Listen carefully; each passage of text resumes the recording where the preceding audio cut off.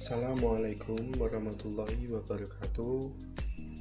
Nama saya Muhammad Lukman Hussein, NIM 430 4000159.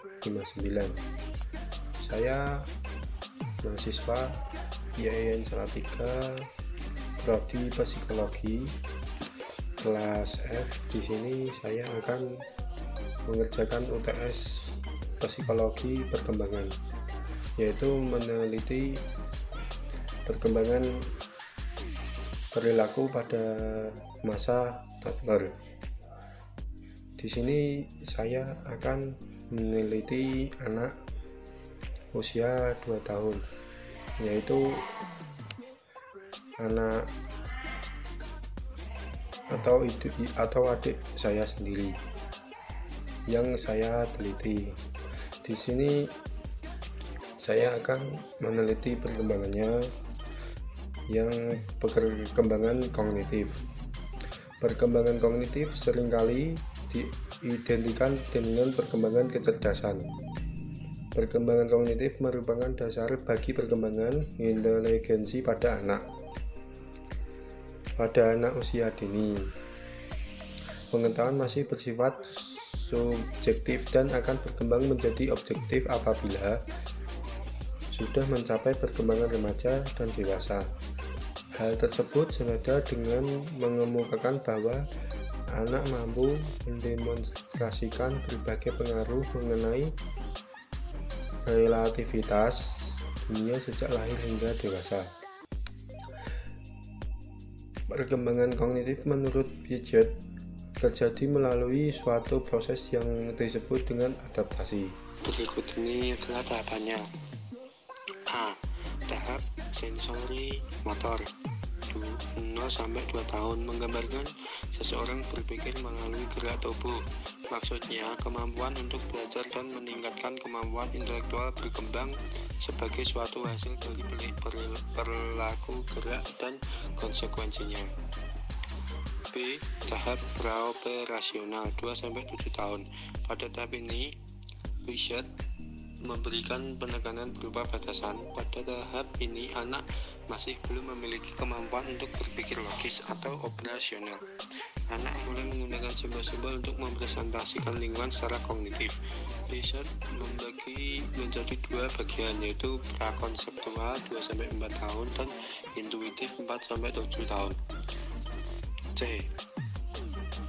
Tahap operasional 8-11 tahun. Karakteristik umum dari tahapan ini adalah bertambahnya kemampuan dari variabel dalam situasi memecahkan masalah atau biasa disebut problem solving. Pada masa ini, anak sudah memasuki masa kanak-kanak dan memasuki dunia sekolah dasar. D. Tahap operasional formal 11 tahun ke atas. Pada tahap ini ditandai dengan kemampuan individu untuk berpikir secara hipotesis dan berbeda dengan fakta, memahami konsep abstrak, dan mempertimbangkan kemungkinan cakupan yang luas dari perkara yang sempit. Baik, itu tadi penjelasan dari tahap-tahapnya. Setelah mempelajari akan definisi dari perkembangan kognitif, di sini saya akan menjelaskan sedikit tentang hasil pengamatan yang telah saya lakukan. Saya mengamati perkembangan kognitif pada anak usia 2 tahun yang bernama Ubaidillah, anak dari Ibu Irna. Pengamatan saya lakukan ini menggunakan dasar teori empirisme karena meneliti perkembangan yang didapat atas dasar pengalaman individu. Pada tahap ini, yaitu merupakan tahap praoperasional, yang dimana pada tahap ini memberikan penekanan berupa batasan. Pada tahap ini anak masih belum memiliki kemampuan untuk berpikir logis atau operasional, namun anak ini menggunakan simbol-simbol untuk merepresentasikan lingkungan secara kognitif.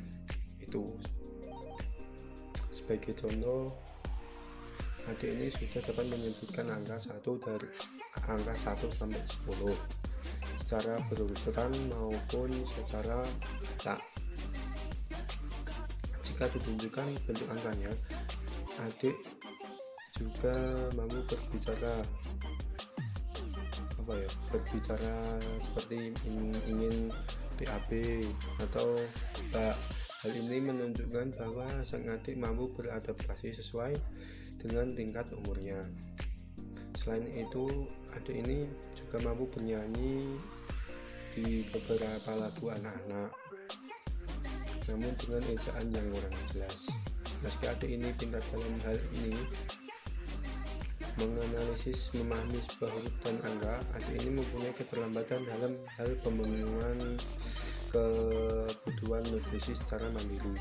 Adik ini harus disuapi dengan cara gendong, dengan cara diberikan HP, baru adik ini mau makan.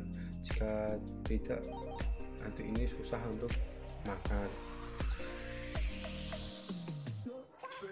Dan untuk makannya sendiri, adik ini memilih menu seperti ingin digoreng nugget atau apa gitu. Kalau dipilihkan kadang susah,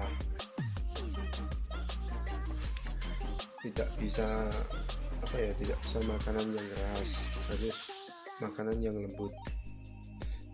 Jika meminum susu atau yang berbau amis, adik ini akan muntah atau tidak kuat perutnya. Jadi adik ini harus diberi makanan yang sesuai keinginannya. Kalau tidak diberi makanan sesuai keinginannya, adik ini bisa muntah. Dan bahkan adik ini kalau terdengar suara azan, begitu azan gitu langsung mengambil pakaian yang rapi untuk berangkat ke masjid. Bahkan berani sekali untuk melakukan iqomat, jihad itu sudah berani, bahkan tanpa harus disuruh.